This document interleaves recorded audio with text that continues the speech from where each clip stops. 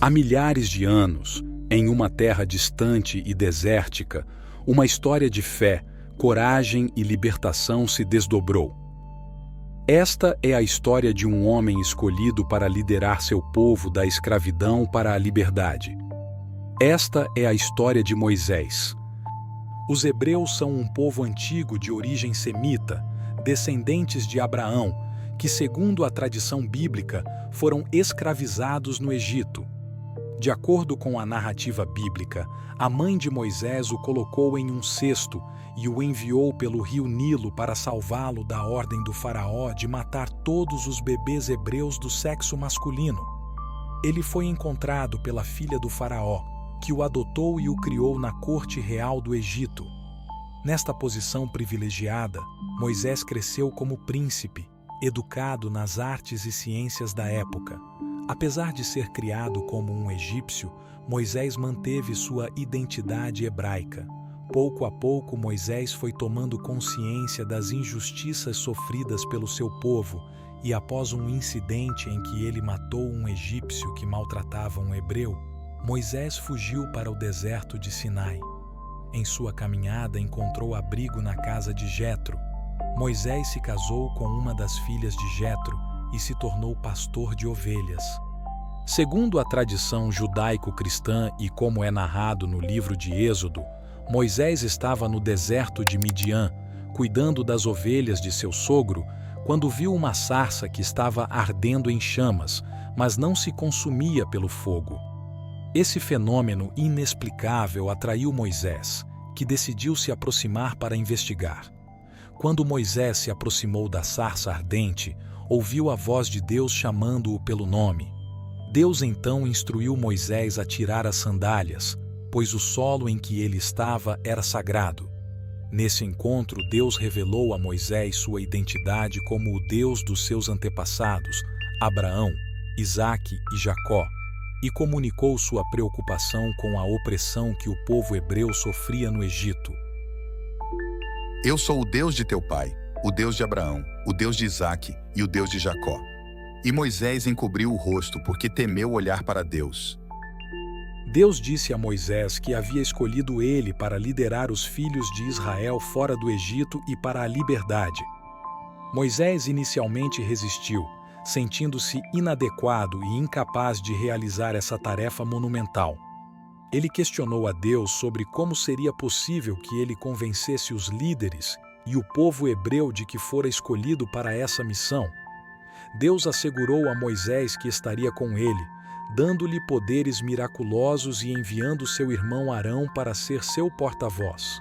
Moisés e Arão inicialmente se apresentaram diante do faraó, solicitando que ele permitisse que os hebreus realizassem uma jornada de 3 dias ao deserto para adorar a seu Deus, o Deus de Israel, e então pediram ao faraó que libertasse seu povo da escravidão.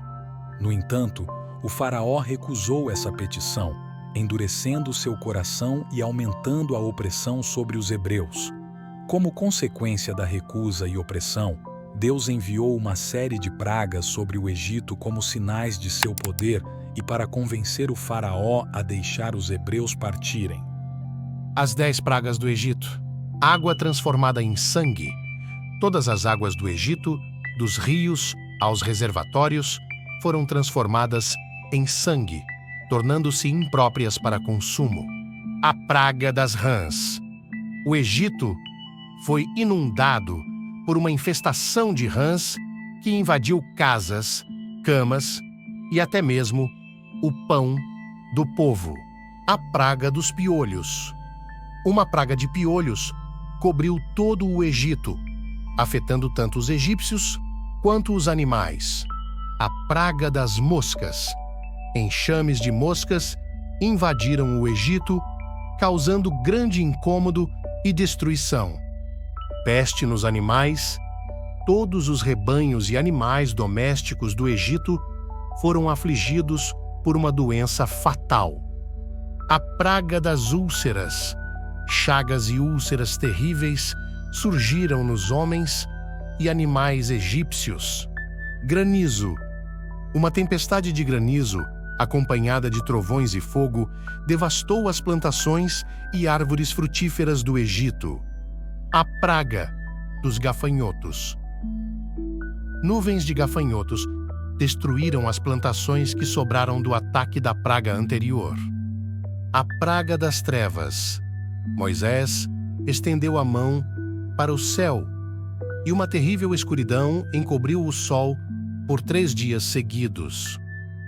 A narrativa das pragas culmina com a última praga, a morte dos primogênitos, na qual todos os primogênitos do Egito, desde os filhos dos faraós até os dos escravos, morreram, enquanto os hebreus foram protegidos pela marca do sangue do cordeiro sacrificado. Naquela mesma noite, o Senhor saiu e matou todos os primogênitos egípcios, desde o filho mais velho do faraó, herdeiro do trono, até o filho mais velho do prisioneiro, que estava no calabouço, e também todos os primogênitos do gado. Após cada praga, o faraó prometia libertar os hebreus, mas sempre endurecia o coração quando a praga cessava. Essas pragas não apenas demonstraram o poder de Deus sobre os deuses egípcios, mas também foram um julgamento sobre a dureza de coração do faraó em relação ao povo hebreu. Com a última praga e a tristeza que assolou o solo egípcio, o faraó decidiu libertar o povo hebreu. E assim, Moisés os conduziu para o deserto. Quando o rei do Egito foi informado de que o povo havia fugido, o faraó e os seus conselheiros mudaram de ideia a respeito deles e disseram: "O que fizemos? Deixamos que Israel fosse embora e não nos servisse mais." O faraó se arrepende de sua decisão e inicia uma perseguição aos israelitas.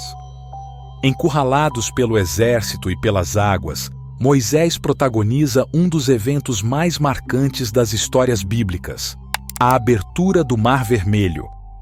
Então Moisés estendeu a mão sobre o mar, e durante toda aquela noite, o Senhor impeliu o mar com um forte vento leste e o dividiu em águas. As águas se ergueram e formaram uma parede imponente dos 2 lados. A abertura do Mar Vermelho não apenas garantiu a liberdade física dos hebreus, mas também reforçou sua fé em Deus como o libertador poderoso e protetor de seu povo. É um dos momentos mais celebrados e importantes na história do povo hebreu, lembrado e comemorado até os dias de hoje como um símbolo de libertação e salvação divina. E chegamos ao fim de mais um vídeo aqui do canal. Não se esqueça de curtir, compartilhar e se inscrever no canal para não ficar de fora. Até a próxima!